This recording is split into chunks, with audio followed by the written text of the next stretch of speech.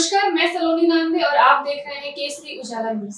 आज आरक्षण के संबंध में मुख्यमंत्री ने सर्वविपक्षीय बैठक आयोजित की थी, लेकिन कांग्रेस पार्टी के नेता विजय वडेट्टीवार इसमें शामिल नहीं हुए। उन्होंने कहा कि विपक्ष के नेता होते हुए भी इससे पहले उन्हें किसी भी चर्चा में शामिल नहीं किया गया था। मुख्यमंत्री और उप मुख्यमंत्री की इस विषय पर क्या भूमिका है, उनकी क्या योजना है, इस बारे में उन्हें कुछ पता ही नहीं, इसलिए वे इस बैठक में शामिल नहीं हुए।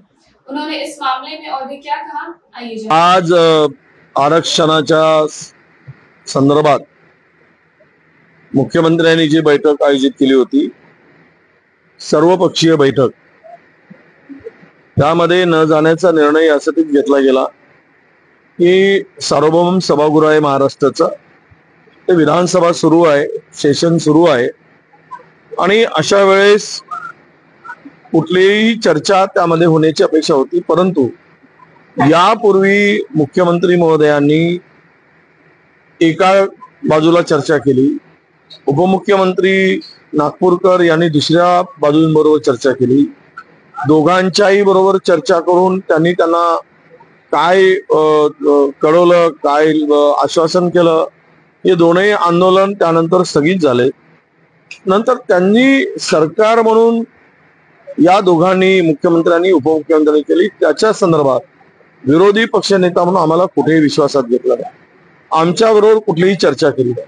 आजच्या बैठकीमध्ये सुद्धा या बैठकीच्या संदर्भात जे अजेंड्यावर विषय की प्रमुख नेत्यांच्या बरोबर विरोधी पक्षाच्या किंवा विरोधी पक्ष म्हणून पक्षनेता म्हणून ती चर्चा होणे अपेक्षित होते।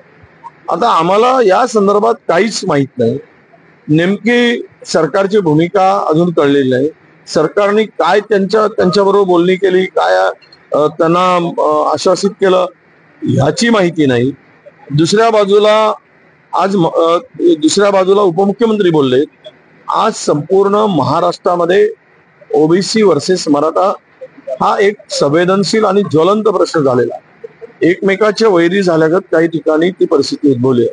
अशा स्थितीमध्ये सरकारने दोघांनाही काय कळवलं किंवा चर्चा केली याची ह्या संदर्भातली भूमिका जर सभागृहामध्ये चर्चेला आणली असती आणि दोन्ही समाजाला न्याय देण्याची त्यांची काय भूमिका होती आणि त्यांनी आंदोलनाच्या वेळेस ज्या बैठका घेतल्यात त्या बैठकामध्ये दोघांनी बैठका घेतल्यात, मुख्यमंत्री आणि उपमुख्यमंत्री गृह, तर त्या बैठकीच्या संदर्भात जरी चर्चा झाली असती तरी तिकडे एवढ्या मोठ्या सगळे महाराष्ट्रातून लोकांना बोलवलं, सर्वपक्षीय म्हणून सांगितलं, परंतु विरोधी पक्षांना मात्र विश्वासात न घेता किमान ह्या बैठकीची आगाऊ सूचना तरी द्यायला पाहिजे की उद्या ही बैठक आहे, काही एक प्रमुख राज्यातील प्रमुख नेत्यांना वेगळे 8-10 लोकांना घेऊन बसून चर्चा करण्याची अपेक्षा होती।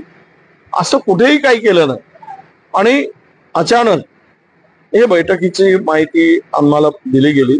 आमचं एवढंच मत होतं की सरकारने आश्वासन काय दिलं असेल त्या आश्वासनाची पूर्तता करावी आणि त्या समाजाला, मराठा समाज असेल, ओबीसी समाज असेल, या दोनही समाजाचं समाधान होईल अशा प्रकारचा तोडगा करावा आणि निर्णय घ्यावा, अशी आमची भूमिका आहे। आम्ही त्यांच्या पाठीमागे नाही। काल हाऊस एक अर्धा तास हाऊस चालला आणि सगळे आपापल्याकडे निघून गेले पावसामुळे, त्यामुळे काल सांगण्याची गरजच पडली नाही आणि आज ती सभा बैठक होणार की नाही दुपारपर्यंत त्या संदर्भात संदिग्धता होती आणि नंतर तो निर्णय आला। त्यामुळे आम्ही सगळ्यांनी बसून आम्हाला विश्वासात घेऊन कुठली चर्चा आतापर्यंत केली, कुठल्याही चर्चेमध्ये विरोधी पक्षनेता म्हणून आम्हाला सहभागी करून घेतलं गरज नव्हती त्यावेळेस, की आम्हाला प्रत्येक याच्यामध्ये चर्चा करत असताना शासन म्हणून की सर्वांना विश्वासात घेणं अपेक्षित होतं आणि ही जे काही वातावरण निर्मिती झाली, सत्ताधारी पक्षातील दोन नेते दोन बाजूशी बोलतायत, मग तुम्ही जे दोन बाजूने बोललात त्याचा तपशील तरी आमच्याबरोबर किंवा त्याबरोबर झालेल्या चर्चा झाल्यानंतर तरी आमच्याबरोबर कुठेतरी चर्चा करण्याची आवश्यकता होती, पण ती सुद्धा झाली नाही, तर हे चुकीचं आहे।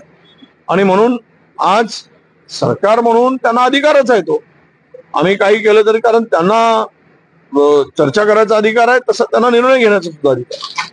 तर त्या दोनही समाजाला न्याय मिळेल तसा निर्णय त्यांनी घ्यावा। नाही तो विषय